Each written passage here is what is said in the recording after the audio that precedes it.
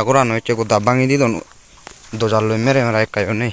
রাঙামাটির বিলাইছড়ি উপজেলার গাছবাগান পাড়া এলাকায় সেনাবাহিনী সুখময় চাকমা ও ধনেশ্বর চাকমা নামে দুই পাহাড়ির নির্মাণাধীন বাড়ি ভেঙে দিয়েছে বলে অভিযোগ পাওয়া গেছে। জানা গেছে, গত ২৪ জানুয়ারি শনিবার সেনাবাহিনীর ২৬ ইসিবির মেজর আতিক ও ওয়ারেন্ট অফিসার মোশাররফের নেতৃত্বে উক্ত দুই ব্যক্তির বাড়ি বুলডোজার দিয়ে ভেঙে গুঁড়িয়ে দেওয়া হয়েছে।